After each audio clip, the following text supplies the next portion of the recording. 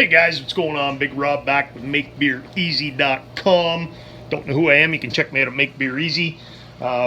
Site teaches you how to make beer easy. Tips and tricks on how I do it. I started at all grain, I started at the kits, went all the way up to the partial mashes, went to grain. I own a little micro brew pub. That's where I am today.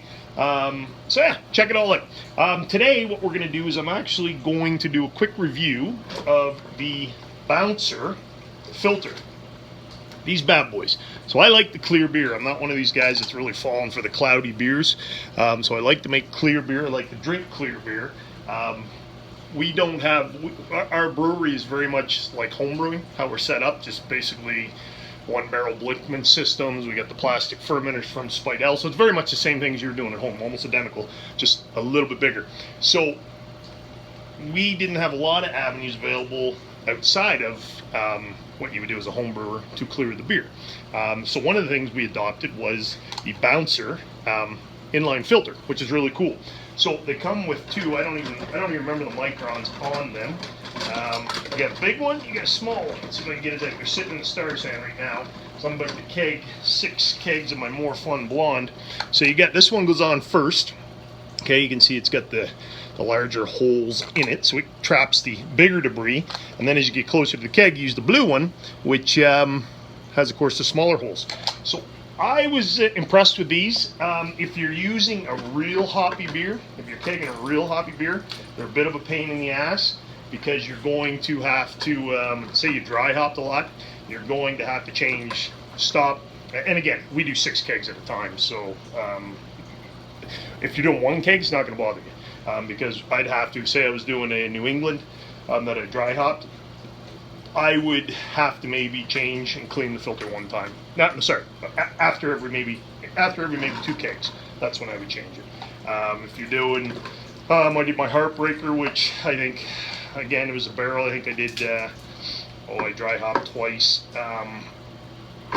Maybe half of what you do with the New England, and I only had to do it one time. So if I'm doing my blonde, which I am today, I won't have to do it at all.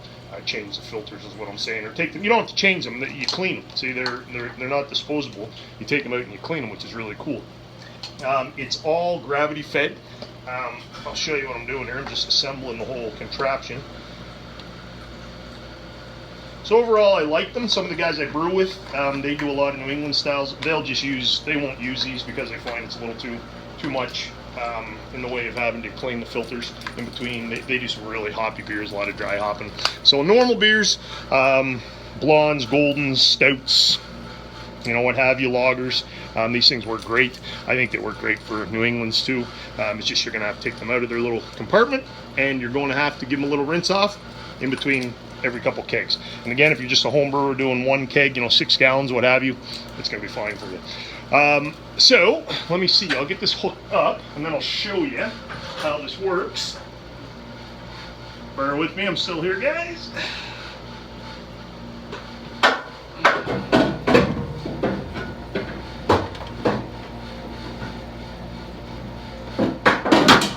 Almost there. Okay. Should have edited, but I'm lazy, so I'm not gonna. So we're back. So here we are, guys.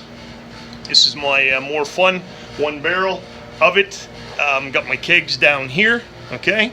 Got the hose feeding through. I would probably try to lay this across, is what I found, is to kind of keep it from having to, have like a roller coaster effect in the hose up and down. Try to keep it all as level as you can, going until we head down and let the gravity feed into each of the filters here. Okay, and there's the other one there, and that should work fine.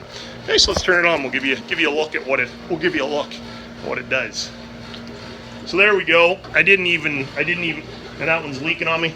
So I'm going to be right back and tighten it up. I just didn't tighten it on there correctly. Right back. Little malfunction. Discovered the problem, guys, wasn't that I didn't have it tightened. I didn't have the gasket inside. So I got a spare one here. There's a gasket that goes inside the whatever, the housing for the filter. So I've got to sanitize that bad boy and put it in, and then I'll be back and show you how it filters through. All right, so we're back in action. You can see the filters in work. The you'll see there's bubbles in here. That concerned me at first. I wondered if the beer was getting oxygenated. That's good, Rob. Real good. I'm just gonna let that rest right there. It's not getting oxygen in it. What it is the some of the CO2 buildup already in the beer. The manufacturer of that pointed that out in his instructional video, that you will get that bubbling in some of the CO2 that's already started to build up. So that's it, guys. I like them. If you like clear beer, they're pretty inexpensive.